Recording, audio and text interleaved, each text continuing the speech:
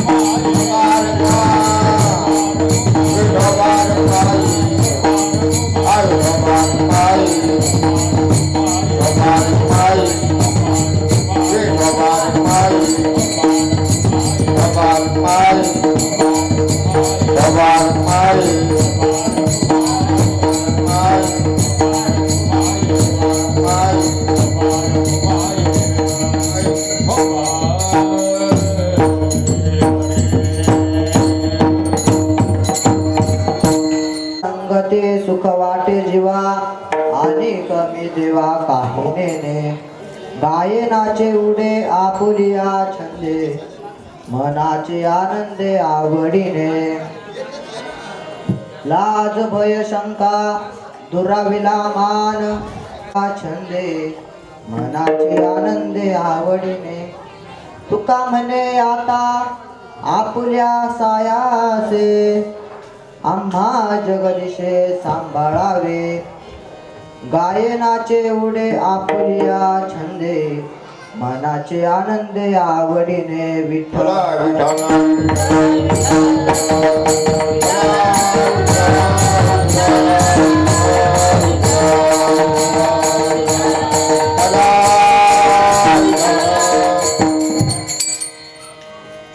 महायोग पीठे तटे भीमरथ्यं वरं पुंडरीकाय धातु मुनीन्द्रै समागत्य तिष्ठन्तमानन्ददण्डं परं ब्रह्मलिङ्गं भजे पाण्डुरङ्गम्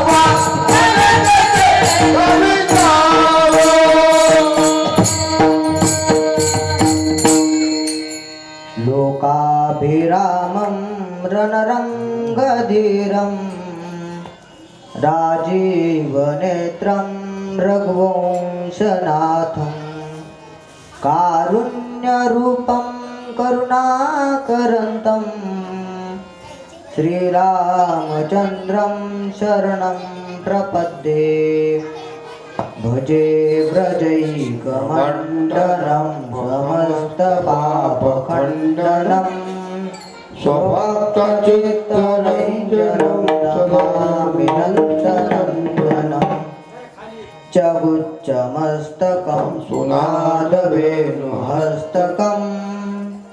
अनङ्गरङ्गसागरं नमामि कृष्णनागरम् कलावज्ञ जीवोधरार्थावतारम् कलाकांक तेजोधिकामोदिवक्रम् खलानिशबाधापनोदार्य दक्षम् समाधिस्थमूर्तिं भजे ज्ञानदेवम् नमो सद्गुरु तुकया ज्ञानदीपा नमो सद्गुरु सच्चिदानंद रूपा नमो सद्गुरु भास्करा पूर्ण कीर्ती नमो सद्गुरु भक्त कल्याण मूर्ती तुकाराम तुकाराम नाम घेता कापेयमा नाम घेता कापेयमा नाम घेता कापेयमा तुकाराम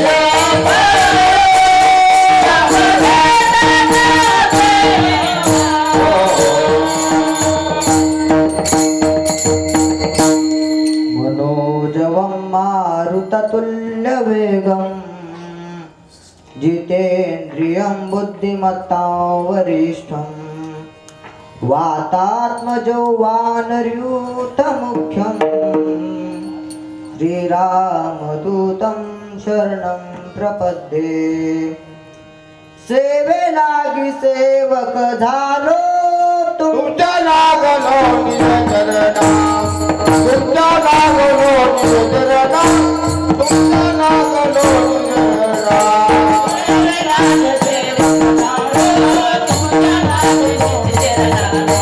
निरंजना तुमच्या लागलो निरंजना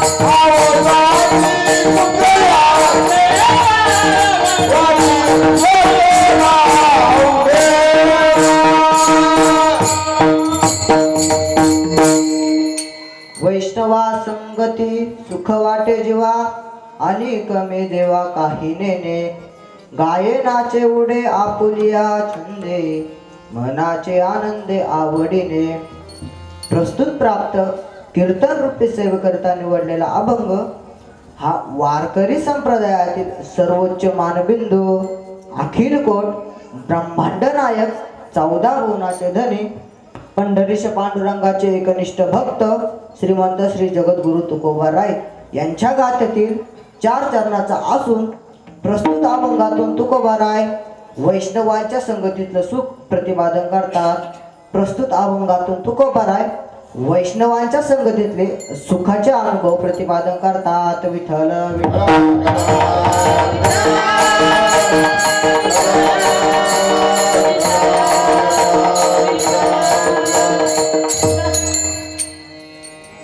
प्रस्तुत अभंगातून तुकोबाराय म्हणतात की देवा मला वैष्णवांच्या संगतीत संतांच्या संगतीत अत्यंत सुख वाटतं.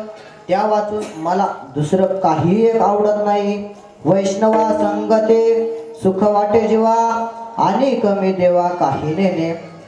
देवा मी त्या वैष्णवांच्या संगतीत गातो नाचतो उड्या मारतो सर्व मी माझ्या मनाच्या आनंदाने करतो. गायनाचे उडे आपुलिया छंदे मनाचे आनंदे आवडीने. देवा ज्या काळात मी त्या वैष्णवांच्या संगतीत गातो नाचतो उड्या मारतो त्या काळात माझ्या अंतःकरणाला समाजाबद्दल काही एक लाज भय शंका काही एक वाटत नाही. लाज भय शंका दुराविला मान नकळे साधन या परते. जेव्हा ज्या काळात मी त्या वैष्णवांच्या संगतीत गातो नाचतो उड्या मारतो त्या काळात मला माझ्या संपूर्ण प्रपंचाचा विसर पडलेला असतो. माझ्या संपूर्ण देहाचा विसर पडलेला असतो. मग तो माझा देह तू विनासायासाने सांभाळावा. तुका म्हणे आता आपुल्या साया असे आम्हा जगदिशे सांभाळावे. गायनाचे उडे आपुलिया छंदे मनाचे आनंदे आवडीने हा झाला अभंगाचा सरळ अर्थ. विठ्ठल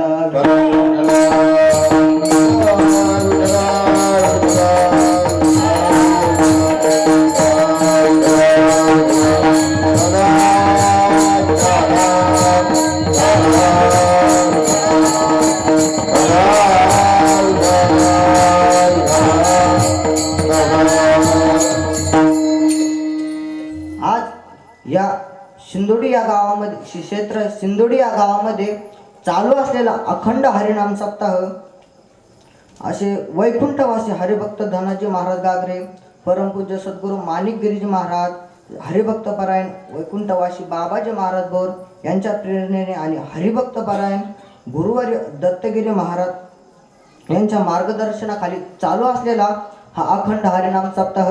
त्या सप्ताहामध्ये पहिल्या दिवसाची मला कीर्तन करण्याची सेवा प्राप्त झाली.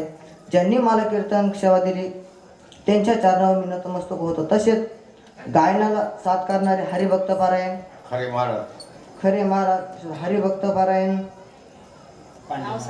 पांडे महाराज तसेच सगळे गावकरी तसेच मृदुंगावर साथ करत असणारे हरिभक्त पारायण सार्थक महाराज शिंदे त्यांच्या चरणावर नतमस्तक होतो आणि कीर्तन रूपी सेवेला सुरुवात करतो. विठ्ठल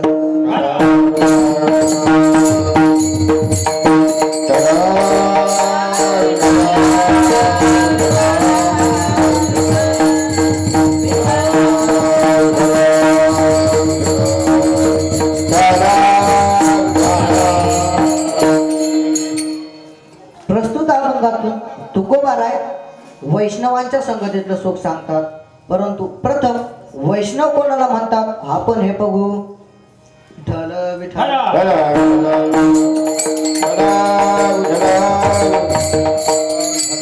प्रथम आपण वैष्णव कोणाला म्हणतात हे बघू. तर तुकोबाराय सांगतात की वैष्णव तो जया अवघी देवावरी माया. म्हणजे ज्याची संपूर्ण माया भगवंतावरती आहे त्याला वैष्णव असं म्हणतात. किंवा ज्ञानोबाराय सांगतात की ज्याला या भूतलावरती या कलियुगामध्ये भगवंता वाचून काहीच आवडत नाही त्याला वैष्णव असे म्हणतात. जीवीची या जीवा प्रेम भावाची या भावा तुझं वाचून केशवा अनुनावडे. अशी ज्याची स्थिती झालेली असते ज्याला या कलियुगात भगवंता वाचून काही आणू देखील आवडत नाही त्याला वैष्णव असे म्हणतात. मग वैष्णव कोणाला म्हणतात हे कळालं. परंतु सर्वसामान्य जीवाला वैष्णव कळत नाही. सर्वसामान्य जीव हा वैष्णवाला ओळखण्यासाठी वैष्णवाचं वैष्णवत्व हे ठराविक जातीशी जोडताना दिसतो.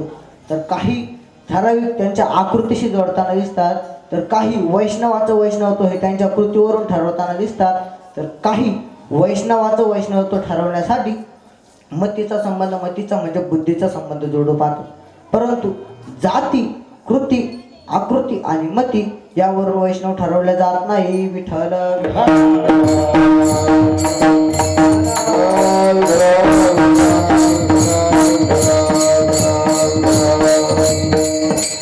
तर प्रथम जातीवरून वैष्णव कसा ठरवला जात नाही आपण हे बघू. वैष्णव मानवाच्या जातीचा असला म्हणजे तो वैष्णव असतो असे नाही.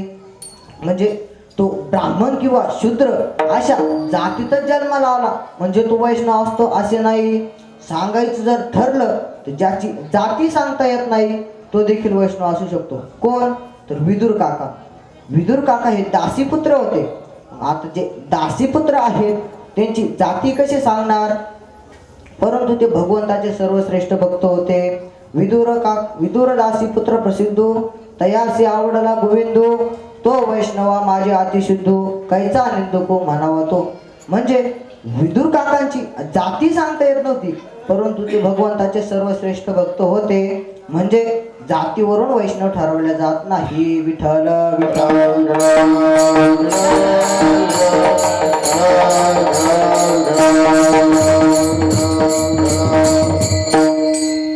जसा जातीवरून वैष्णव ठरवले जात नाही, तसा ठराविक आकृतीवरून देखील वैष्णव ठरवले.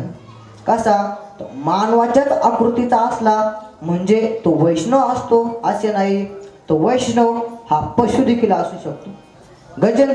गजेंद्र हा पशु होता, परंतु भगवंताचा सर्वश्रेष्ठ भक्त होता. जटायू हा पक्षी होता, परंतु भगवंताचा सर्वश्रेष्ठ भक्त होता. वासुकी हा सर्प होता, परंतु भगवंताचा सर्वश्रेष्ठ भक्त होता. आणि हनुमंतराय हे तर पशु आहेत, वानर आहेत, परंतु भगवंताचे सर्वश्रेष्ठ भक्त आहेत. जगद्गुरु तुकोबाराय देखील त्यांना भक्तीची वाट विचारत. शरण शरण हनुमंता तुम्हा आलो रामदूता, काय भक्तीच्या त्या वाटा मज दावाव्या सुबटा. म्हणजे जगद्गुरु तुकोबाराय देखील त्यांना भक्तीची वाट विचारतात. त्यांना कनिष्ठ म्हणून कसं जमेल? योनी जन्मला मरकट तो वैष्णवा माझे अतिश्रेष्ठ, हनुमंत म्हणवया कनिष्ठ ऐसा पापिष्ट कोण आहे. म्हणजे जगद्गुरु तुकोबाराय देखील त्यांना भक्तीची वाट विचारतात. मग त्यांना पशु म्हणून कसे चालेल? हनुमंतराय पशु आहेत, परंतु भगवंताचे सर्वश्रेष्ठ भक्त आहेत. म्हणजे मानवाच्याच आकृतीचा असला म्हणजे तो वैष्णव असतो असे नाही. वैष्णव हा पशु देखील असू शकतो. म्हणजे आकृतीवरून वैष्णव ठरवले जात नाही. विठ्ठल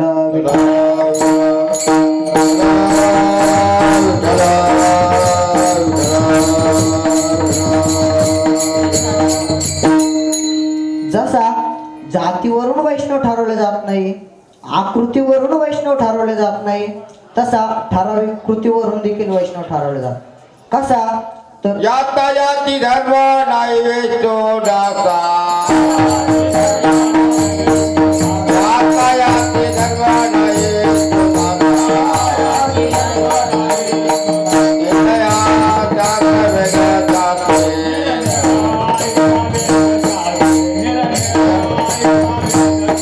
कर्म ज्ञाता नाना नारायणा,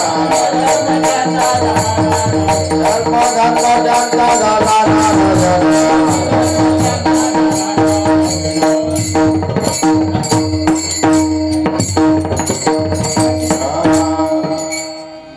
महाराज सांग वेदशास्त्र सुद्धा त्यांच्या याती धर्म म्हणजे त्यांच्या जातीवरून वैष्णव ठरवले जात नाही. ते कोणत्याही कृतीत असले असे वेदशास्त्र सुद्धा सांगतात की याती धर्म नाही विष्णुदासाला कुठलाही धर्म नसतो. म्हणजे वैष्णवदास हा असा विशिष्ट जातीतच जन्माला येतो असं नाही. तो विष्णुदासाला हा कुठलाही धर्म नसतो असं मी नाही सांगत, वेदशास्त्र सांगतात. म्हणजे वैष्णव हा कृतीवरून वैष्णव ठरवला जात नाही. जसा जातीवरून वैष्णव ठरवलं जात नाही, आकृतीवरून वैष्णव ठरवलं जात नाही, तसा कृतीवरून देखील वैष्णव ठरवलं जात नाही. कसा? तो वैष्णव हा आपापल्या व्यवसायाप्रमाणे कृती केलेला आढळतो. नामदेव महाराज हे कपड्याचा व्यापार करत होते. गोरोबा काका हे चिखल तोडून मडके घडवत होते. आणि सजन कसाई हा तर मांस विकत होता, परंतु भगवंताचा सर्वश्रेष्ठ भक्त होता.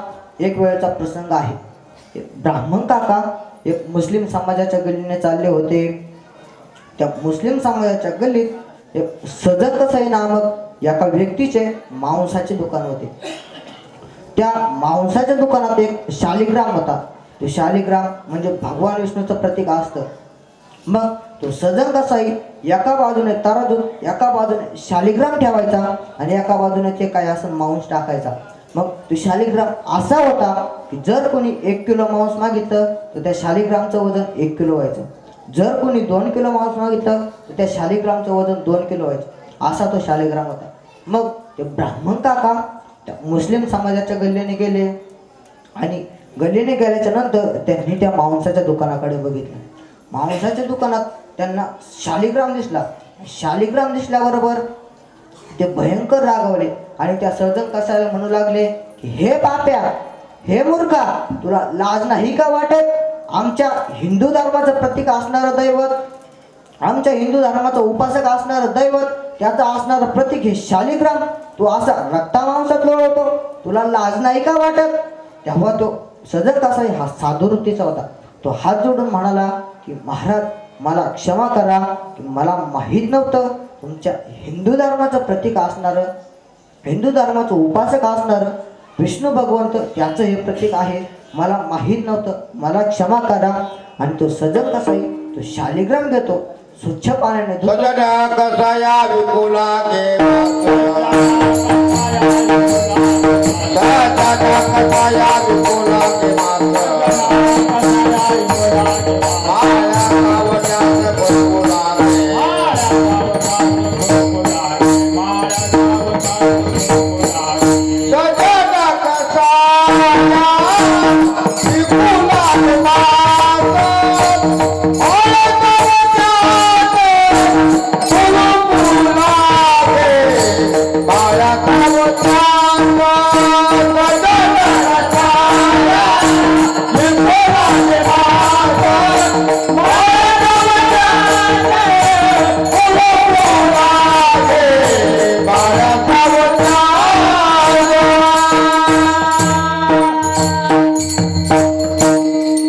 सजन कसया विकुलागे मांस माळ्या सावत्या असो खुरपलागे.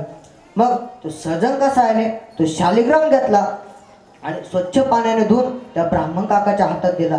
ब्राह्मण काकाने तो शालिग्राम घेतला, आपल्या घरी नेला, त्याचा पंचामृताने अभिषेक केला आणि तो शालिग्राम पंचामृताने अभिषेक करून आपल्या देवाऱ्यात ठेवला व रात्री ते ब्राह्मण काका झोपले. झोपल्याच्या नंतर बरोबर 1 वाजता भगवान विष्णू त्याच्या स्वप्नात आले व त्या ब्राह्मणाला म्हणू लागले, हे ब्राह्मणा उठ, मला माझ्या भक्ताच्या घरी नेऊन घाल. ते ब्राह्मण काका उठले, इकडं तिकडं बघितलं आणि स्वप्न म्हणून सोडून दिलं. पुन्हा 2 वाजता ते भगवंत त्या ब्राह्मण काकाच्या स्वप्नात आले आणि पुन्हा म्हणू लागले की हे ब्राह्मणा उठ, मला माझ्या भक्ताच्या घरी नेऊन घाल. तेव्हा ते ब्राह्मण काका पुन्हा उठतो, इकडं तिकडं बघतो आणि स्वप्न म्हणून सोडून देतो. परंतु आता भगवंत रागवतात आणि रागावच्या भरात त्या ब्राह्मण काकाच्या स्वप्नात चतुर्भुज रूपाने जातात आणि त्या ब्राह्मण काकाला रागावून म्हणतात की हे थेरड्या उठ, मला माझ्या भक्ताच्या घरी नेऊन घाल, नाही तर माझ्या हातात शस्त्र आहे. मग तो ब्राह्मण काका उठतो, गडबडून उठतो आणि त्याच्या सर्व काही लक्षात येतं की कोणता देव, कोणता भक्त, कोणत्या भक्ताला कोणत्या देवाच्या घरी जायचं आहे. मग तो ब्राह्मण काका उठतो आणि तो शालिग्राम घेतो आणि शालिग्राम घेऊन सजन कसायाच्या घरी जातो आणि सजन कसायाला साष्टांग दंडवत घालतो. माझा दृष्टांत संपला. मला एक सांगा, सजन कसायाची कृती चांगली होती का? नाही, सजन कसायाची कृती चांगली नव्हती, तरी पण भगवंत त्यांच्या घरी येऊन त्यांना मांस विकू लागत होते. सजन कसाया विकू लागे मांस म्हणजे भगवंत हा कृती पाहून भक्ताच्या घरी येत नाही, तर भक्ताचा शुद्ध भाव पाहून भक्ताच्या घरी येतो. भगवंताची तुकोबारायांनी अशी यादीच लिहिलेली आहे की कोणत्या कोणत्या भक्ताला कोणते कोणते कामे करू लागाय गेलाय. उंच नीच काही लेणे भगवंत तिष्ठे भाव भक्त देखून या. दासी पुत्र कन्या विदुराच्या बक्षी दैत्या घरी रक्षी प्रल्हादासी.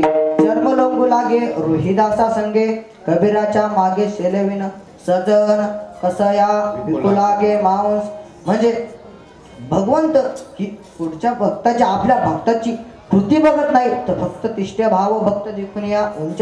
उंच नीच तो भक्त उंच आहे की नीच आहे हे बघत नाही, तर फक्त त्याचा भाव बघतो. तिष्ठे भाव भक्त देखून या म्हणजे वैष्णव हा कुठलीही कृती करून द्या, परंतु तो भगवंताचा सर्वश्रेष्ठ भक्त असतो. म्हणजे वैष्णव हा कृतीवरून ठरवल्या जात नाही. विठ्ठल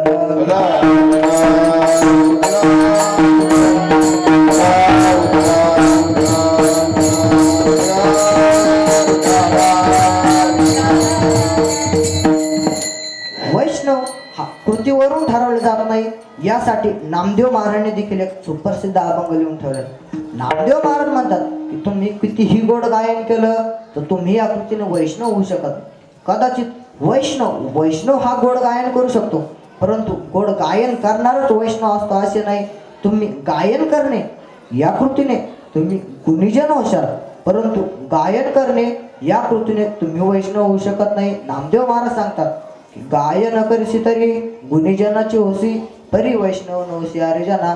नामदेव महाराज म्हणतात की तुम्ही कितीही तीर्थयात्रा केल्या, तुम्ही कितीही देवधर्म केले, तर तुम्ही या कृतीने वैष्णव होऊ शकत नाही. कदाचित वैष्णव हा तीर्थयात्रा करू शकतो, वैष्णव देवधर्म करू शकतो, परंतु तीर्थयात्रा करणारा देवधर्म करणारा वैष्णव असतो असे नाही. तुम्ही तीर्थयात्रा केल्यानं तुम्ही कापडी होशाल, परंतु या कृतीने तुम्ही वैष्णव होऊ शकत नाही. तीर्थयात्रा करशी तरी कापडीच होशी परी वैष्णव नवसी अरे जना. देव महाराज म्हणतात तुम्ही कितीही वेदाचं अध्ययन केलं, तुम्ही कितीही वेदाचं पठण केलं, तर तुम्ही या कृतीने वैष्णव होऊ शकत नाही.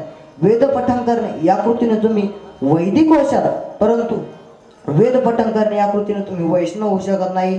कदाचित वैष्णव हा वेद पठण करू शकतो, परंतु वेद पठण करणाराच वैष्णव असता असे नाही. वेद अध्ययन करीसी तरी वैदिकाची होसी तरी वैष्णव नवसी अरे जना.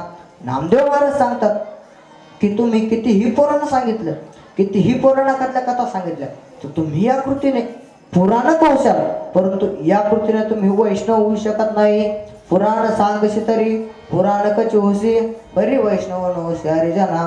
नामदेव महाराज पुढं सांगतात की तुम्ही कितीही यज्ञ केले, कितीही यज्ञ करून पुण्य कमवण्याचा प्रयत्न केला, तर तुम्ही त्या कृतीने याज्ञिक होशाल, परंतु त्या कृतीने तुम्ही वैष्णव होऊ शकत नाही. यज्ञ करशी तरी याज्ञिकाची होसी हरी वैष्णव नवसी अरे जना. म्हणजे तुम्ही कितीही परमार्थातील कृती केली, तुम्ही कितीही भगवंताची परमार्थातील कृती केली, तर तुम्ही या कृतीने वैष्णव होऊ शकत नाही. वैष्णव हा परमार्थातील कृती करू शकतो, परंतु परमार्थातील कृती करणारा वैष्णव असतो असे नाही. म्हणजे कृतीवरून वैष्णव ठरवल्या जात नाही. विठ्ठल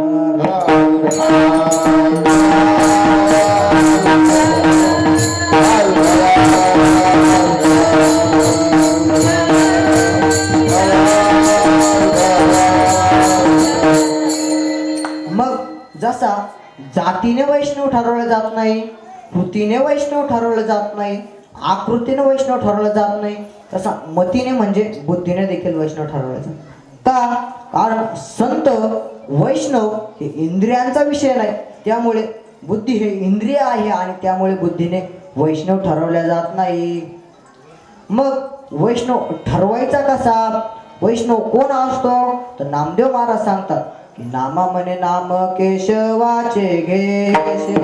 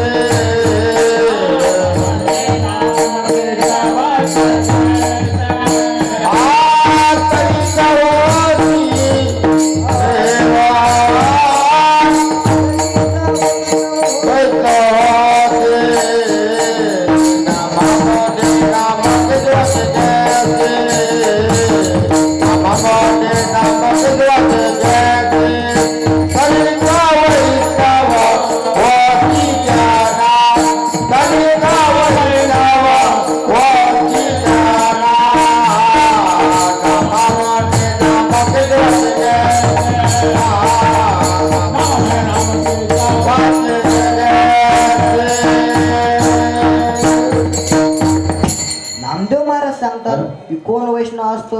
नामदेव महाराज म्हणतात की नामा म्हणे नाम केशवाचे घेशी तरीच वैष्णव होसी अरे जना.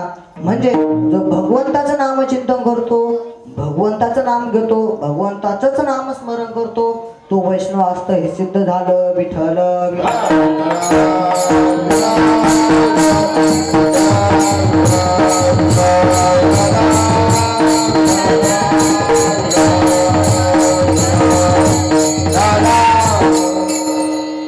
मग आपण वैष्णव कोणाला म्हणतात, वैष्णव कसा ओळखायचा हे बघितलं, परंतु आपण जर संत वाङ्मयाचा विचार केला, शास्त्रदृष्टीने विचार केला, तर वैष्णवांचे आणखी 3 प्रकार पडतात. कोणते 3 प्रकार? तो पहिला जो आहे तो आदमादम वैष्णव, दुसरा जो आहे तो मध्यम वैष्णव आणि तिसरा जो आहे तो उत्तम वैष्णव. मग पहिला जो आहे तो आदमादम वैष्णव. आदमादम वैष्णव म्हणजे जेव्हा केव्हा कधी कधी जेव्हा त्याला भगवंताची आठवण येईल तेव्हा तो नामचिंतन करतो. याला आदम आदम वैष्णव म्हणतात. परंतु तो आदम आदम वैष्णव देखील श्रेष्ठ असतो. कुणापेक्षा श्रेष्ठ असतो तर जे कधीच भगवंताचं नामचिंतन करत नाही, कधीच भगवंताची भक्ती करत नाही, त्यांच्यापेक्षा हा आदम आदम वैष्णव श्रेष्ठ असतो. एकदा अकबराने बिरबलाला प्रश्न विचारले की तुझा मुलगा किती शिकलेला आहे. तेव्हा त्याच बिरबल म्हणतो की माझा मुलगा थोडंफार शिकलेला आहे. मग अकबर म्हणतो थोडं की फार, काहीतरी एक साथ.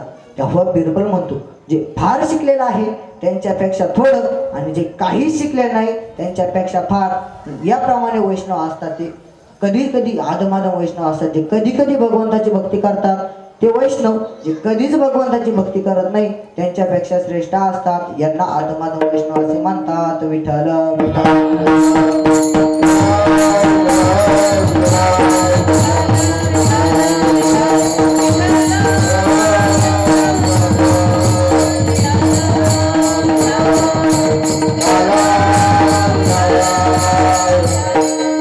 दुसरा जो प्रकार आहे तो म्हणजे मध्यम वैष्णव.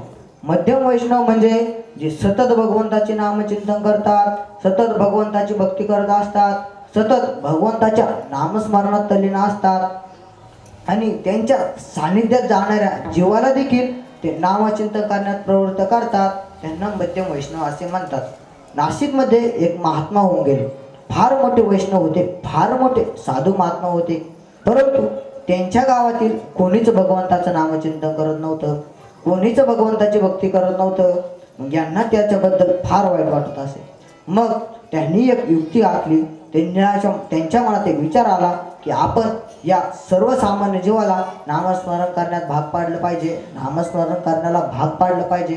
तेव्हा तो वैष्णव महात्मा आपल्या 4-5 मित्रांना गोळा करतो आणि पैसे देऊन त्यांना सांगतो की मला राम राम म्हणून चिडवा. मग तुम्ही मला राम राम म्हणून चिडवलं की मी तुमच्या मागं काठी घेऊन लागल. मग असं त्यांचं ठरल्याप्रमाणे ते 4-5 जण या साधू महात्म्याला राम राम म्हणून चिडू लागले आणि हा वैष्णव देखील त्यांच्या मागं लागू लागला. मग त्या 4-5 जणांचं पाहून बाकीच्या लोकांना देखील वाटू लागलं की हा साधू राम राम म्हणल्यावर चिडतोय. मग सर्वजण त्याला राम राम म्हणून चिडू लागले. विशेषतः लहान मुलांना देखील फार विस्तुकता वाटली. लहान मुलं देखील त्या साधू महात्म्याला राम राम म्हणून चिडू लागले. या साधू महात्म्याला सर्वजण माझ्यामुळे भगवंताचं नामचिंतन करतात म्हणून या साधू महात्म्याला फार आनंद व्हायला लागला. का? कारण माझ्यामुळे मला सर्व रामराम चिडवतात आणि मला रामराम चिडवल्यामुळे सगळ्यांच्या मुखातून भगवंताचं भजन होतंय, भगवंताचं नामस्मरण होतंय. यालाच उत्तम वैष्णव असे मध्यम सदा नाम घोष करू हरि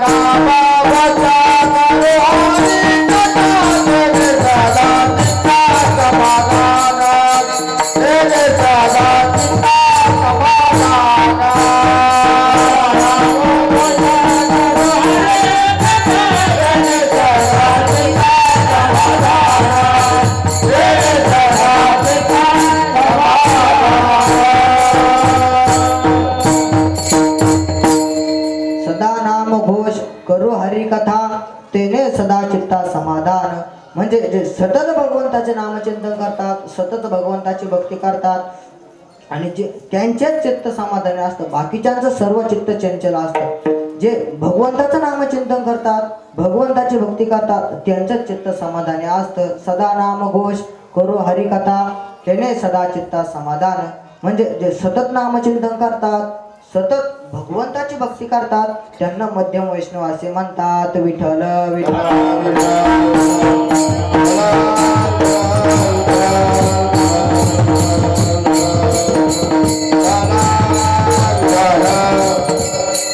तिसरा जो प्रकार आहे तो म्हणजे उत्तम वैष्णव. उत्तम वैष्णव असा असतो की जो तर भगवत स्वरूप झालेलाच असतो, तो भगवंताचे नामचिंतन करतच असतो, तो चौथीच्या ठाई गेलेला असतो आणि चौथीच्या ठाई काहीच करणार नाही तरी देखील तो भगवंताचं नामचिंतन करत असतो, भगवंताची भक्ती करत असतो. आणि तो भक्ती करता करता त्याच्या सानिध्यात जाणारा जीव हा नामस्मरण तर करतो, यात नवल नाही तर त्याच्या सानिध्यात जाणारे जड वस्तू देखील नामचिंतन करतात, त्याला उत्तम वैष्णव असे म्हणतात. यासाठी रामायणातील एक सुंदर दृष्टांत आहे. ज्या काळात रावणाने सीतामातेचं हरण केलं, त्या काळात हनुमंतराय रामप्रभूंना म्हणतात की प्रभू, मी सीतामातेच्या शोधात जातो, परंतु आतापर्यंत मी कधीच सीतामातेला बघितलं नाही, मग मी तेथे गेल्याच्या नंतर सीतामातेला कसं ओळखणार?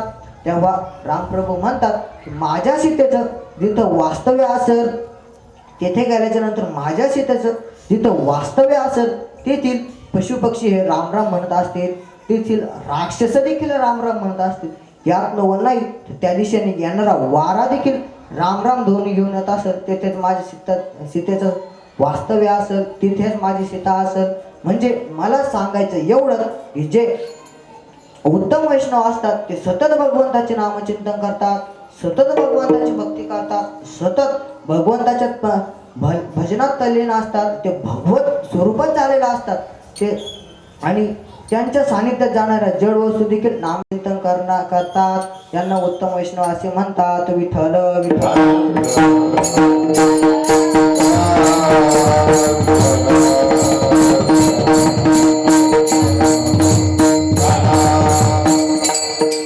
मग आतापर्यंत आपण वैष्णव कोणाला म्हणतात हे बघितलं, वैष्णव कसं ओळखायचं हे बघितलं, वैष्णवाचे प्रकार किती हे बघितलं. आणि आणखी जर खोलवर जाऊन बघितलं तर वैष्णवांची आणखीन 2 लक्षणं दिसतात. एक आंतरलक्षण, दुसरं बाह्यलक्षण. याचा जास्त विस्तार करायचा नाही. आंतरलक्षण म्हणजे सतत भगवंताचे नामचिंतन करतो, भगवंताची भक्ती करतो, हे झालं वैष्णवांचं आंतरलक्षण. आणि बाह्यलक्षण म्हणजे तुळशी माळ गळा, गोपीचंदन टिळा. म्हणजे ज्याच्या गळ्यात तुळशीची माळ आहे, कपाळाला गोपीचंदन टिळा आहे, त्याचं हे झालं वैष्णवाचं बाह्यलक्षण. विठ्ठल विठ्ठल.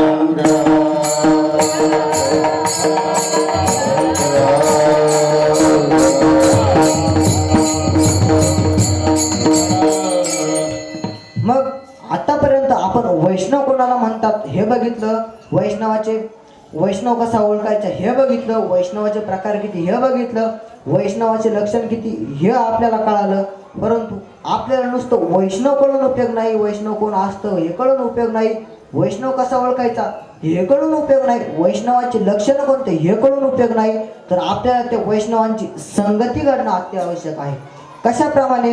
एखाद्या व्यक्तीला खूप भूक लागते, मग भूक लागल्याच्या नंतर त्याला तेथे भोजन आहे हे कळून उपयोग नाही, तर त्याला ते भोजन ग्रहण केलं पाहिजे, तेव्हा त्याची क्षुधा निवृत्त होईल. त्याप्रमाणे आपल्याला नुसतं वैष्णव कळून उपयोग नाही, तर आपल्याला त्या वैष्णवांची संगती घडणे अति आवश्यक आहे. त्या वैष्णवांची संगती आपल्या जीवनाचा उद्धार करणारी आहे. वैष्णवांच्या संगतीतच आपल्या जीवनाचा उद्धार आहे. वैष्णवांची संगती ही परिसाप्रमाणे असते. परिस माहिती आहे? परिस जो असतो त्या लोखंडाला लावल्याच्या नंतर तो परिस त्या लोखंडाचं सोनं करतो. त्याप्रमाणे वैष्णवाची संगती असते. वैष्णवाची संगती जर आपल्या जीवनात घडली तर आपला देखील उद्धार होतो. उद्धार नाम सोनं, आपलं सोनं नाम उद्धार होतो. म्हणजे वैष्णवांची संगती, संतांची संगतीचं महत्त्व आपल्या जीवनात सर्वश्रेष्ठ आहे. याचे अनेक उदाहरणे आहेत. संत संगतीने अनेक जणांचं उद्धार, याचे अनेक उदाहरणे आहेत. एका काळात संत नारद महर्षी हे एका जंगलातून चालले होते. मग त्यांना वाल्या कोळ्यानं अडवलं. वाल्या कोळ्यानं अडवल्याच्या नंतर वाल्या कोळी त्यांच्याकडून पैसे मागू लागला. वाल्या कोळी त्यांना म्हणू लागला की चला पैसे काढा. तेव्हा नारद महर्षी म्हणतात की माझ्याकडे विणा आणि चिपळ्या सोडून बाकी काहीच नाही. मग वाल्याकुळी नारद महर्षीला मारण्यासाठी पुढे झाला. मग वाल्याकुळी नारद महर्षीला मारण्यासाठी पुढे झाल्याच्या नंतर नारद महर्षी म्हणतात की थांबा, तुम्ही मला मारू नका, तुम्ही आम्हा सर्वांना मारून हे पाप करता, ते कशासाठी पाप करता? तेव्हा तो वाल्याकुळी म्हणतो की हे सर्व पाप मी माझ्या परिवाराचं पोट भरण्यासाठी करतो. मग नारद महर्षी म्हणतात की तू हे सर्व पाप तुझ्या परिवाराचं पोट भरण्यासाठी करतो, मग तुझ्या परिवारातले तुझ्या या पापात वाटेदार आहेत का? तेव्हा तो म्हणतो, थोडा विचार करतो आणि पटकन उत्तर देतो की हो, मग असतीलच ना. तेव्हा नारद महर्षी म्हणतात की जा आणि तुझ्या परिवाराला विचारून ये. मग वाल्याकुळे हसन म्हणतो की चांगली युक्ती आहे तुमची, मी इथून निघून गेल्याच्या नंतर तुम्ही तर इथून म्हणजे मी घरी विचारायला गेल्याच्या नंतर माझ्या पापात कोणी वाटेदार आहेत की नाही, तर तुम्ही इथून निघून जाशाल, म्हणजे तुम्ही माझ्यापासून सुटका करून घेशाल. तेव्हा नारद महर्षी म्हणतात की तू मला इथे झाडाला बांधून ठेव, मी कुठेही जाणार नाही, तू तुझ्या परिवाराला विचारून ये.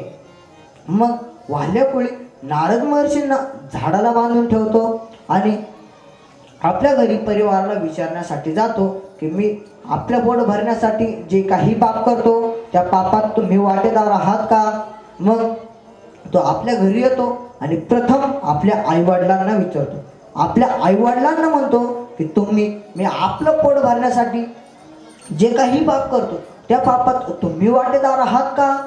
तेव्हा त्याचे आईवडील म्हणतात की नाही, कारण तुला लहानचं मोठं आम्ही केलं, तुला लहानपणापासून तुझा सांभाळ आम्ही केला, आता आम्ही म्हातारे झालो, मग तुला आता आम्हाला सांभाळायचं काम आहे, त्यामुळे तू आम्हाला कशाही पद्धतीने सांभाळ, तू पाप करून सांभाळ किंवा तू पुण्य करून सांभाळ, तुझ्या पापात किंवा पुण्यात आम्ही वाटेदार नाही. मग तो आपल्या पत्नीला विचारण्यासाठी जातो.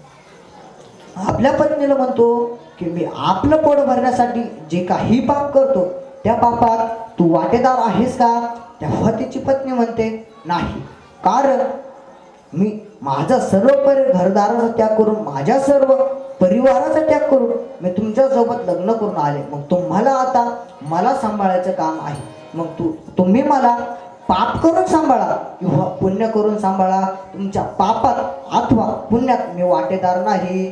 मग असं नाही उत्तर भेटल्याच्या नंतर तो नारद महर्षींकडे येतो आणि नारद महर्षींना सर्व काही सांगतो की मी आमच्या परिवाराचं पोट भरण्यासाठी जे काही पाप करतो त्या पापात माझ्या परिवारातलं कोणीच वाटेदार नाही. मग नारद महर्षी त्याला राम राम हा मंत्र म्हणायला लागतो, परंतु वाल्याकोळ्याचं पाप एवढं असतं की त्याला राम देखील म्हणता येत नाही, कारण माझ्या भगवंताचं नाम जर मुखात यायचं असेल तर एका जन्माचे नाही तर जन्माजन्मांतरी असेल पुण्य सामुग्री तरीच नामाची वागणी येईल श्रीराम. म्हणजे एका जन्माचं पुण्य नाही लागत तर अनेक जन्माचं पुण्य लागतं, तेव्हाच माझ्या भगवंताचं नाम मुखात येतं. परंतु वाल्याकोळ्याचं पाप इतकं होतं की त्याला राम राम देखील म्हणता येत नव्हतं. परंतु नारद महर्षी म्हणतात की तू मरा मारा म्हण. मग मरा मारा वाल्याकुळी मरा मारा म्हणू लागला आणि मरा माराचा राम राम झाला आणि वाल्याकोळ्याचा वाल्मिक ऋषी झाला. मग फक्त वाल्मिक ऋषी झाला नाही तर वाल्याकोळ्याची एवढी श्रेष्ठता वाढली की वाल्याकोळ्याने रामायण काढायच्या आधी रामायण कोळी याची कीर्ती वाढली गहन केले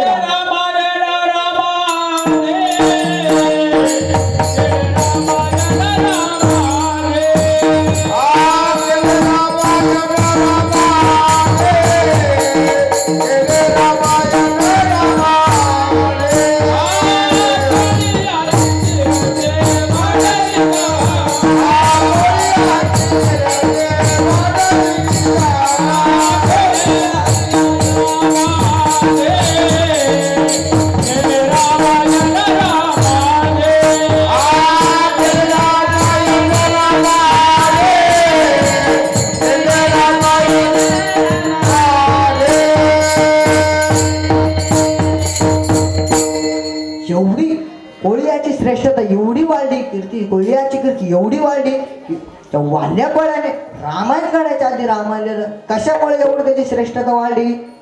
फक्त नारद महर्षींसारख्या संतांची संगती घडली त्यामुळे कोळ्याची एवढी कीर्ती वाढली.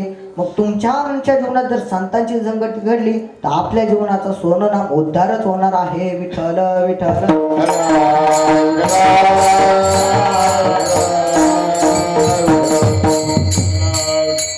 संतांची संगती आपल्याला पारमार्थिक जीवनात जेवढी महत्वाची आहे तेवढीच व्यावहारिक जीवनात देखील महत्वाची आहे. कशाप्रमाणे? एखादा पाण्याचा थेंब असतो. एक पाण्याचा थेंब जर एखाद्या गरम तव्यावर पडला त्या पाण्याच्या थेंबाचा तेथेच नाश होतो. तोच पाण्याचा थेंब जर एखाद्या कमळाच्या पाकळीवर गेला तर तो पाण्याचा थेंब मोत्यासारखा चमकू लागतो. आणि तोच पाण्याचा थेंब जर एखाद्या स्वाती नक्षत्रात एखाद्या शिंपल्यात गेला तर तो पाण्याचा थेंब मोत्यासारखा चमकू लागत नाही, तर त्या पाण्याच्या थेंबाला मोत्याचं स्वरूप प्राप्त होतं. याप्रमाणे आपलं जीवन आहे. आपण जीवन जगत असताना आपण जर त्या तव्यासारख्या दुर्जनाच्या संगतीत गेलो तर आपला नाश तेथेच ठरलेला आहे. आपण जर त्या कमळासारख्या सद्ग्रस्तांच्या सर्वसामान्याच्या संगतीत गेलो तर आपण फक्त मनुष्य म्हणून जगू, म्हणजे आपण फक्त सर्वसामान्य होऊ. परंतु आपण जर त्या शिंपल्यासारख्या जर संतांच्या संगतीत गेलो तर आपण फक्त मनुष्य म्हणून जगू नाही, तर आपलं जीवन मोत्यासारखं चमकू लागणार नाही, तर आपलं जीवन मोतीरूपच होईल. आपलं जीवन हे फक्त मनुष्य म्हणून मनुष्य म्हणून जगणार नाही, तर आपलं जीवन हे संत रूप होईल. एवढी त्या संतांची श्रेष्ठता आहे, एवढी त्या संतांच्या संगतीत श्रेष्ठता आहे. विठ्ठल विठ्ठल.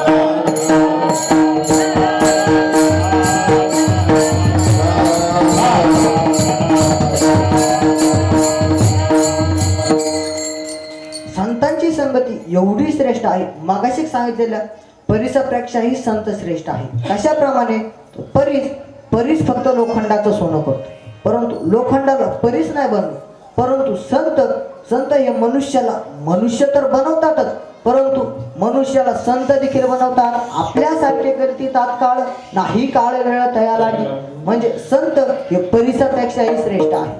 संत संगतीची श्रेष्ठता सांगत असताना भागवतामध्ये असं सांगितलेलं आहे की अर्धागडी संत संगतीची तुलना मोक्ष आणि स्वर्ग करू शकत नाही. विठ्ठल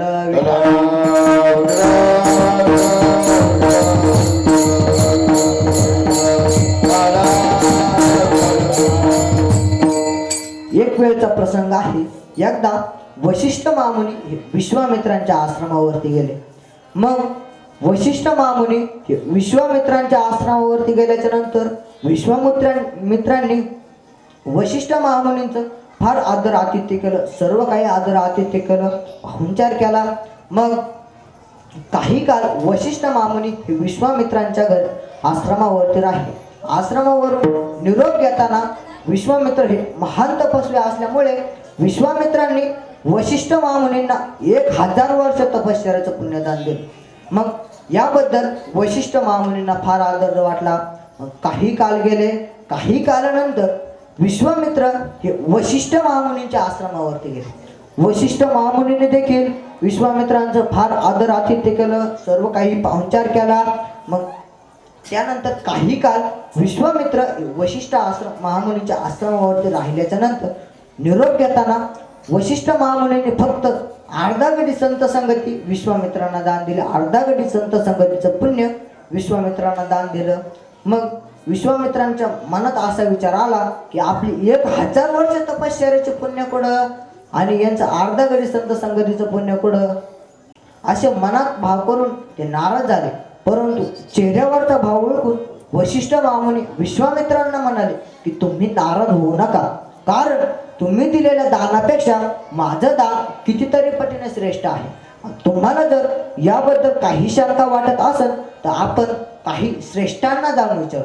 मग 1000 वर्ष तपश्चर्याचं पुण्य श्रेष्ठ की अर्धागडी संत संगतीचं पुण्य श्रेष्ठ, हे विचारण्यासाठी विश्वामित्र आणि वशिष्ठ महामुनी हे ब्रह्मलोकात ब्रह्मदेवाकडे गेले. ब्रह्मदेवाकडे गेल्याच्या नंतर ब्रह्मदेवाला विचारू लागले की 1000 वर्ष तपश्चर्याचं पुण्य श्रेष्ठ की अर्धागडी संत संगतीचं पुण्य श्रेष्ठ. तेव्हा ब्रह्मदेव म्हणतात की मी आतापर्यंत संत संगती केली नाही, त्यामुळे मला संतांच्या संगतीचं महत्त्व, संतांच्या संगतीचं पुण्याची श्रेष्ठता मी सांगू शकत नाही. त्यामुळे आणि मी तुमचं हे उत्तर घेऊन हा निर्णय देण्यात मी तुमचं सक्षम नाही. संत संगतीचे काय सांगू तुका? संत संगतीचे काय सांगू तुका?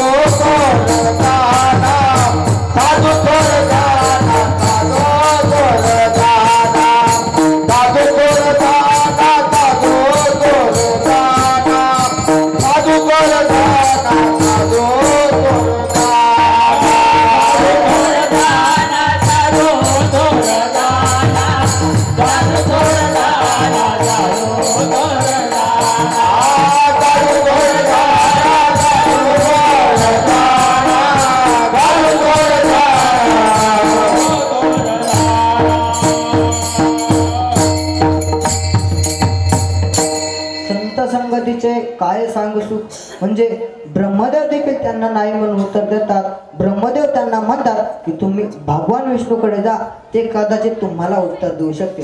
मग ते दोघेही तेथून निरोप घेतात आणि वैकुंठात भगवान विष्णूकडे जातात आणि भगवान विष्णूला म्हणतात 1000 वर्ष तपश्चर्याचं पुण्य श्रेष्ठ की अर्धा घडी संत संगतीचं पुण्य श्रेष्ठ? तेव्हा भगवान विष्णू म्हणतात की मी देखील आतापर्यंत संत संगती केलेले नाही, त्यामुळे मी तुम्हाला संत संगतीचं पुण्य सांगू शकत नाही. ज्याने कोणी संतांची संगती केली असेल, जो कोणी संतांच्या संगतीत गेला असेल, ते तुम्हाला संत संगतीचं पुण्य सांगू शकतो, संत संगतीतलं सुख सांगू शकतो. मग तुम्हाला जर याचं उत्तर हवं असेल तर तुम्ही भगवान शिवाकडे जा. का? कारण भगवान शिव हे पहिले वारकरी आहेत, त्यामुळे त्यांनी संतांची संगती केली असेल, त्यामुळे तुम्ही भगवान शिवाकडे जा. मग ते तेथून निरोप येतात आणि 1000 वर्ष तपश्चर्याचं पुण्य श्रेष्ठ की अर्धा घडी संत संगतीचं पुण्य श्रेष्ठ हे विचारण्यासाठी ते भगवान विष्णूकडे कैलासात जातात आणि भगवान विष्णूला जाऊन म्हणतात की 1000 वर्ष तपश्चर्याचं पुण्य श्रेष्ठ की अर्धा घडी संत संगतीचं पुण्य श्रेष्ठ? भगवान शिव मनात म्हणतात की यांना हे निर्णय प्रत्यक्ष दाखवावा लागेल, यांना हा निर्णय सांगून पटणार नाही. त्यामुळे भगवान शिव म्हणतात की मी समुद्र मंथनाच्या वेळी निघालेल्या हलाल विषयाचं पान केल्यामुळे माझ्यात निर्णय देण्याची क्षमता नाही. मग तुम्हाला जर याचा निर्णय हवा असेल तर तुम्ही भगवान शेषाकडे जा. भगवान शेष त्याला 1000 मुख आहे, ते तुम्हाला कशाचंही उत्तर देते. मग ते तेथून निरोप घेतात आणि भगवान शेषाकडे येतात. भगवान शेष हे पाताळात तपश्चर्या करीत बसलेले असतात, पृथ्वी मातेला डोक्यावर घेऊन तपश्चर्या करीत बसलेले असतात. मग हे दोघे तेथे जातात आणि भगवान शेषाला विनंती करून म्हणतात की हे भगवान शेषा, 1000 वर्ष तपश्चर्याचं पुण्य श्रेष्ठ की अर्धा घडी संत संगतीचं पुण्य श्रेष्ठ? तेव्हा भगवान शेष म्हणतो मी तुम्हाला याचं उत्तर देईन, परंतु माझ्या डोक्यावरच्या पृथ्वीचा थोडा भार हलका केला तर मी तुम्हाला याचं उत्तर देण्यास सक्षम होईल. मग प्रथम विश्वामित्र 1000 वर्ष तपश्चर्याचं पुण्य आपल्या हातावर घेतात आणि तपश्चर्याचं पुण्य आपल्या हातावर घेतल्याच्या नंतर पृथ्वी मातेला म्हणतात हे पृथ्वी माते, आम्हाला भगवान शेषाकडून 1000 वर्ष तपश्चर्याचं पुण्य श्रेष्ठ की अर्धा घडी संत संगतीचं पुण्य श्रेष्ठ याचा निर्णय घ्यायचा आहे. त्यासाठी तू थोडं वर सरक आणि 1000 वर्ष तपश्चर्याचं पुण्य अर्पण करतात, परंतु पृथ्वी इतकेच भर देखील हलत नाही. मग विश्वामित्र अर्धा घडी संत संगतीचं पुण्य आपल्या हातावरती घेतात आणि पृथ्वी मातेला हात जोडून विनंती करतात की हे पृथ्वी माते, आम्हाला भगवान शेषाकडून 1000 वर्ष तपश्चर्याचं पुण्य श्रेष्ठ की अर्धा घडी संत संगतीचं पुण्य श्रेष्ठ, याचा निर्णय आम्हाला भगवान शिष्याकडून घ्यायचा आहे. त्यासाठी तू थोडं वर सरक आणि अर्धा घडी संत संगतीचं पुण्य अर्पण करतात. अर्धा घडी संत संगतीचं पुण्य अर्पण केल्याबरोबर पृथ्वी खटकन 4 बोट वर सरकते. माझा दृष्टांत संपला. मग भगवान शेष विश्वामित्राला म्हणतात की तुम्हाला तुमचा निर्णय मिळाला की तुम्हाला निर्णय देऊ. मग विश्वामित्र हे वशिष्ठ महामुनीचे पाय धरतात. म्हणजे 1000 वर्ष तपश्चर्यापेक्षा अर्धा घडी संत संगती श्रेष्ठ आहे हे सिद्ध झालं. विठ्ठल विठ्ठल.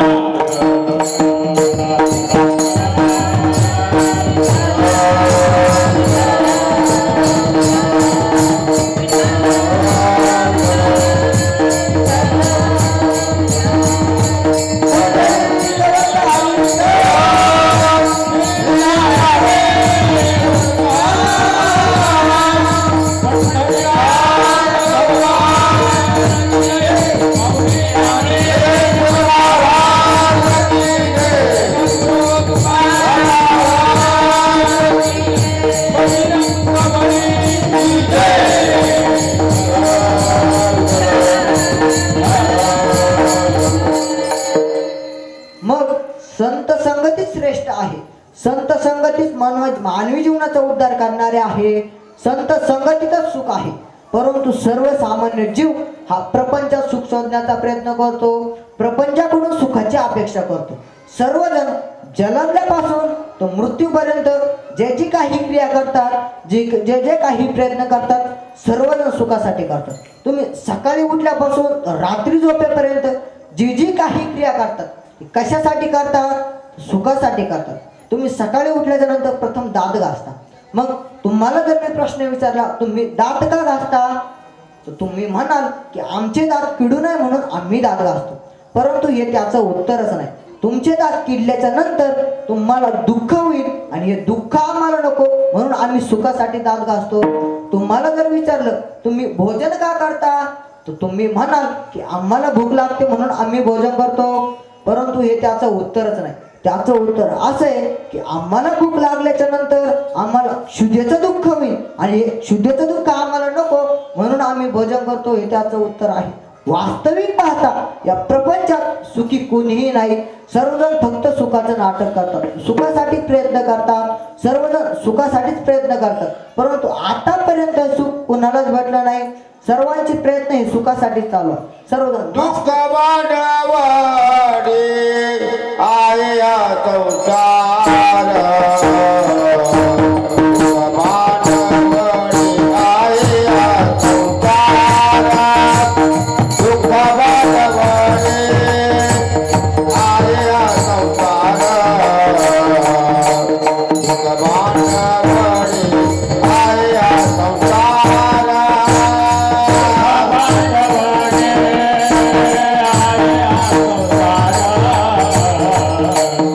संसार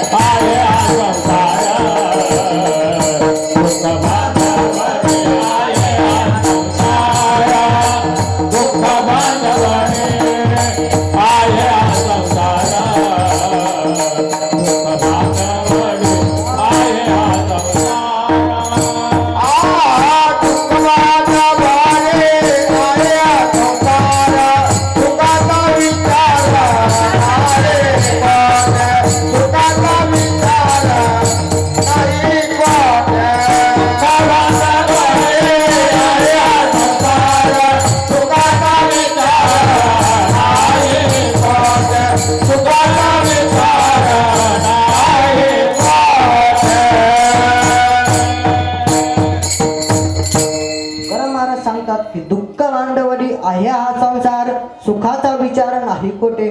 म्हणजे या प्रपंचात सगळीकडे दुःख आहे, दुःखाने भरलेला प्रपंच आहे. या प्रपंचात सुखाचा विचार देखील केला जातो. या प्रपंचात सुखाचा केलेला विचार देखील दुःखाला कारणीभूत असतो. यासाठी तुम्हाला एक दृष्टांत सांगतो, ऐका. एक व्यक्ती होता, तो खेड्यागावात राहत होता. त्याचं नवीनच लग्न झालं. मग काही दिवस लग्न झाल्याच्या नंतर आपल्याला काहीतरी नोकरी भेटावी, आपलं पोट, आपला प्रपंच चालण्यासाठी आपण काहीतरी नोकरी करावी, या आशेने ते दोघं जण पुण्याला गेले. पुण्यासारख्या मोठ्या शहरात गेल्याच्या नंतर त्याने तेथे गेल्यावर एक छोटीशी रूम घेतली. त्या छोट्याशा रूममध्ये सर्व काही नित्य गरजेचं सर्व काही वस्तू होत्या. बेड होतं, किचन होतं वगैरे, बाथरूम वगैरे सर्व काही नित्य गरजेच्या वस्तू होत्या. मग त्यांना दोघांनाही चांगली नोकरी लागली. 10-10, 15-15 हजाराची दोघांनाही नोकरी लागली.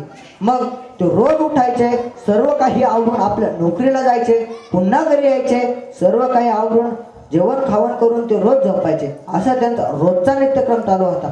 एक दिवस ते नोकरीवरून आले. घरी आल्याच्या नंतर त्यांनी तोंड हातपाय धुतले. तोंड हातपाय धुतल्याच्या नंतर स्वयंपाक करून मस्तपैकी दोघेही जेवले. जेवल्याच्या नंतर दोघेही कॉटवरती झोपायला गेले. आणि झोपायला गेल्याच्या नंतर त्यांच्या गप्पा सुरू झाल्या. गप्पा रंगत आल्या. आणि पतीच्या मनात विचार आला की आपल्याला जर एक मुलगा झाला तर तो या छोट्याशा रूममध्ये खेळेल कुठे, तो झोपेल कुठे. तेव्हा तिची पत्नी म्हणते की तुम्ही थोडं तिकडं सरका, मी थोडं अलीकडं सरकते, म्हणजे मध्ये जेवढी जागा होईल तेवढ्यात आपला मुलगा झोपेल. मग ठरल्याप्रमाणे पती थोडं तिकडं सरकला, पत्नी थोडं अलीकडे सरकली. मधी एक मुलगा झोपत एवढी जागा पुरेशी झाली. मग पुन्हा त्यांच्या गप्पा रंगल्याच्या नंतर पुन्हा पती म्हणाला की आपल्याला आणखीन एक मुलगा झाला तर तो कुठे खेळन, तो कुठे झोपन. तेव्हा तिची पत्नी म्हणाली की तुम्ही थोडं तिकडं सरका, मी थोडं अलीकडे सरकते. मग ठरल्याप्रमाणे पती थोडं पलीकडे सरकला, पत्नी थोडं अलीकडे सरकली. मध्ये 2 मुलं झोपण एवढी जागा पुरेशी झाली. मग पुन्हा त्यांच्या गप्पा रंगल्या. परंतु त्यांनी आता विचार थांबवला. पती पुन्हा म्हणाला की आपल्याला 2 पोरांच्या पाठीवर जर एक मुलगी झाली तर ती कुठे झोपेल. तेव्हा पत्नी म्हणाली की तुम्ही थोडं तिकडे सरका, मी थोडं अलीकडे सरकते. मग ठरल्याप्रमाणे पत्नी थोडं अलीकडे सरकली. पती जसा पलीकडे सरकला तसा कॉटवरून खाली पडला. त्याचा मानका मोडला. मला त्याला काही दवाखान्यात न्यायला टाईम नाही. आता मला एक उत्तर द्या, त्या पती पत्नीने फक्त प्रपंच केला की प्रपंचाचा विचार केला? फक्त प्रपंचाचा विचार केला. परंतु त्यांना प्रपंचाचा विचार जर त्यांचं डोकं फोडीत असेल, त्याचा मनका मोडत असेल, तर प्रपंच केल्याने काय काय होईल यालाच म्हणतात सुखाचा विचार नाही कोठे. वास्तविक पाहता या प्रपंचात सुखी कोणी हे नाही. सर्वजण या प्रपंचात दुःखाने बरबडलेले आहे. जे काही आपल्याला जे कोणी थोडं थोडं सुखी दिसतंय ते फक्त सुखाचं नाटक केलेलं असतं. वास्तविक सुखी कोणी हे नाही. 2 शेजारी घर होते. एका घरात नेहमी सतत भांडणं चालू राहायचे, सतत वाद चालू राहायचे. परंतु शेजारच्या घरात सतत त्यांना पती हसल्याचा आवाज यायचा, कधी पत्नी हसल्याचा आवाज यायचा. मग रोज हे असे विचार करायचे की आपल्या पती आपला असा विचार करायचा की आपल्या घरात रोज भांडणं होतात. परंतु ते शेजारचं घर किती सुखी आहे, ते रोज हसतात. कधी पती हसते तर कधी पत्नी हसते तर कधी पती हसतो. त्यांना ते सुखाचं कारण विचारलं पाहिजे. मग एक दिवस तो उठला आणि सकाळी तो पती हसायला लागला. मग तो पती का हसायला लागला म्हणून तो विचारण्यासाठी तेथे गेला. का रे बाबा, आमचं घर सर्व काही व्यवस्थित चालू आहे, परंतु आमच्या घरात सतत भांडणं चालू असतात. परंतु तुम्ही रोज उठले की आम्हाला हसताना दिसता, याचं कारण काय? तेव्हा ते म्हणतो की अरे, ह्यो व्यक्ती म्हणतो की तुमच्यात कधी वाद होत नाही का? आमच्यात तर वाद चालू असतात. तुम्ही रोज हसतात, तुमच्यात कधी वाद होत नाही का? ते म्हणे बाबा, तुला कोण म्हणाला आमच्यात वाद होत नाही? आमच्यात तर सतत वाद चालू असतात. तुमच्यात तरी दिवसा आड होत असतील, परंतु आमच्यात 5-5 मिनिटाला वाद होतात. कसे? मग ह्यो म्हणतो की तुम्ही हसता का?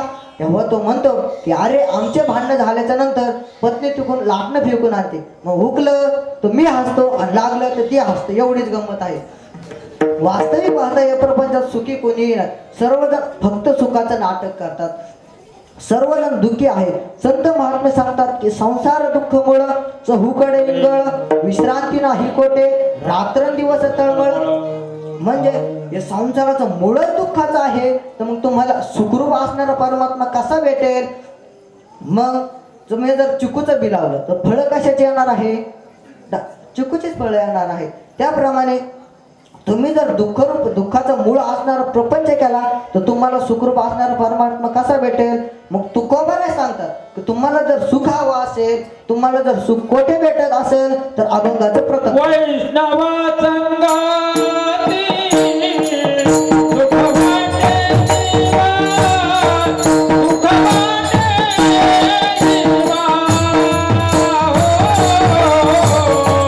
वैष्णव संगाती सुख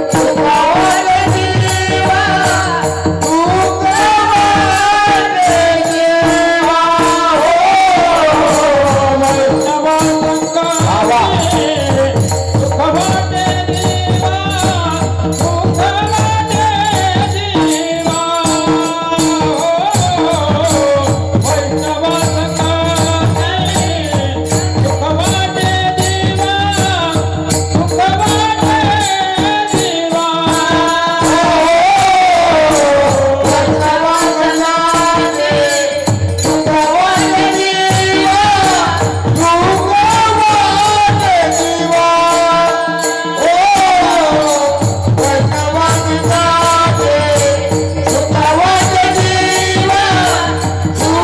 वाटे जीवा.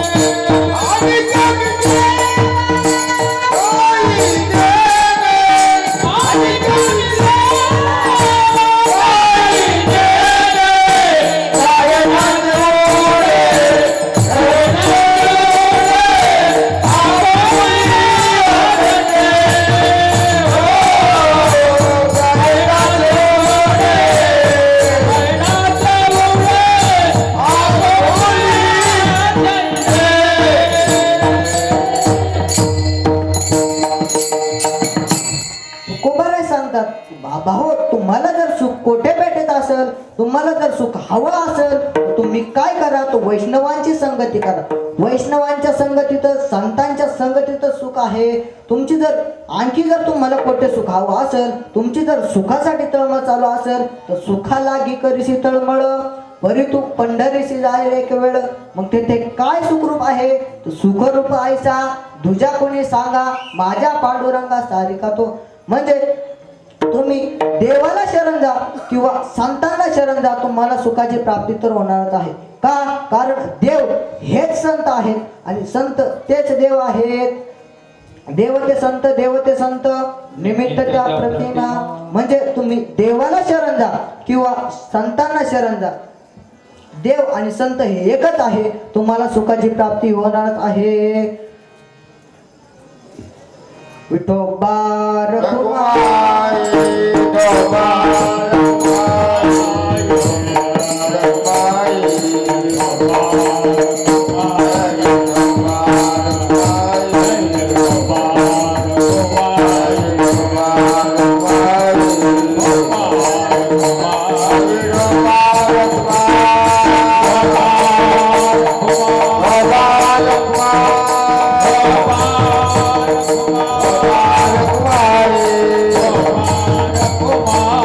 Bye.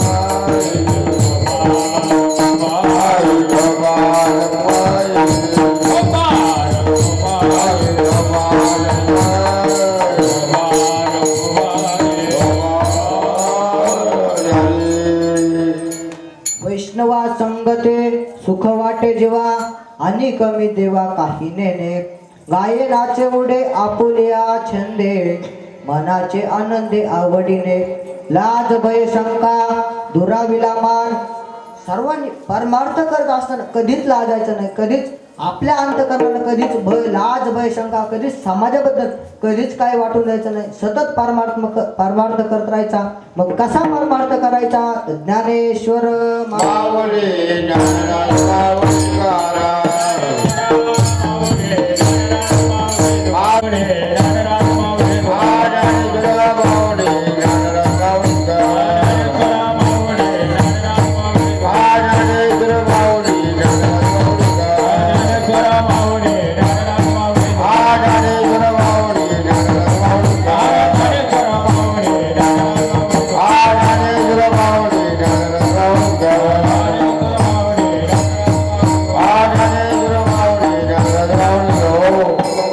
वैष्णवा संगती सुख वाटे जीवा आणि कमी देवा काही नेणे गायनाचे ओढे आपुलिया छंदे मनाचे आनंदे आवडीने. प्रस्तुत अभंगाचा काहीतरी भावार्थ मी तुमच्या पुढे सांगण्याचा प्रयत्न करा. जे काही बरोबर असेल ते माझे श्री गुरु सद्गुरू हरिभक्त परायण ईश्वरजी महाराज करम शास्त्रीजी यांचं आहे, सर्व गुरुवर्यांचं आहे, त्यांच्या चरण तेच सर्व त्यांचं आहे. आणि जेवढं काही चुकीचं वाक्य असेल तुम्हाला जेवढं काही चुकीचं असेल ते सर्व माझ्या बुद्धीचे दोष आहे, म्हणून मला क्षमा करा. शिवेला पूर्ण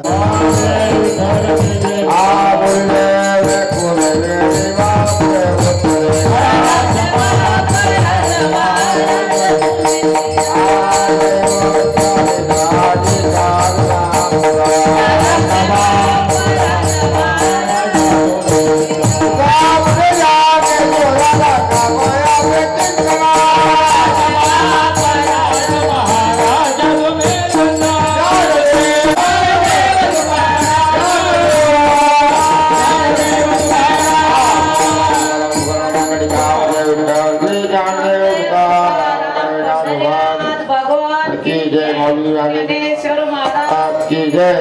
जगत गुरु तुकाराम महाराज की जय. मोठ्या उत्सवामध्ये प्रतिवर्षाप्रमाणे अखंड हरिनाम सप्ताह सुरू केलेला आहे. आजच्या आपल्या या अखंड हरिनाम सप्ताहाचा पहिला दिवस आणि पहिल्या दिवशी सुरुवात आपल्या गावचे सुपुत्र हरिभक्त परायण निवृत्ती महाराज खेमनर यांनी उत्कृष्ट असं आता महाराज पहिलंच कीर्तन आहे ना, हे पहिलंच कीर्तन आहे महाराजांचं. आणि एक तास 1-1.5 तास तुम्ही शांत बसून राहिला ही पावती देते की आपलं हे कीर्तन चांगलं झालं. जर समजा कीर्तन चांगलं झालं नसतं तर लोक चुळबुळ केली असती. परत एकदा टाळ्यांच्या गजरामध्ये महाराजांचं स्वागत करायचं. टाळ्या अशा 5 मिनिटं वाजल्या पाहिजेत. काय आपल्या गावचा सुपुत्र जर असं पहिलंच कीर्तन असं करीत असेल तर त्याची उत्तरोत्तर चांगली प्रगती होईल, यात कोणतीही शंका नाही. हनुमान राया त्यांच्या पाठीमाग सतत उभा राहील अशी आम्हाला खात्री आहे. एकदा मी त्यांचं भरभरून कौतुक करतो, स्वागत करतो. आणि त्यांचे या ठिकाणी कीर्तन झालं, कीर्तन सेवा देताना त्यांनी ज्ञानेश्वरीच्या ओव्या सांगितल्या. तुकाराम महाराजांच्या अभंग गाथेतील चिंतन सांगितलं. अभंग मातेचे अभंग गाथ्यामधून अभंगाचे कडील सुद्धा सांगितले. त्याचप्रमाणे भागवतातले सुद्धा उदाहरण त्यांनी दिले, दृष्टांत दिले. म्हणजे उत्कृष्ट असं कीर्तन या ठिकाणी झालं. त्याबद्दल मी सर्व ग्रामस्थांतर्फे त्यांचा हार्दिक आभार मानतो, ऋण व्यक्त करतो. त्याचप्रमाणे त्यांच्याबरोबर आलेले सार्थक महाराज शिंदे आपल्या बाहेर आश्रमामध्ये दत्तगिरीच्या महाराजांच्या आश्रमामध्ये ते शिकायला होते. आता सध्या कुठे आश्विला सध्या शिक्षण घेत आहे. उत्कृष्ट पखवाद्यवादन त्यांनी केलं. त्यांचंही मी सर्व ग्रामस्थांतर्फे हार्दिक आभार मानतो, ऋण व्यक्त करतो.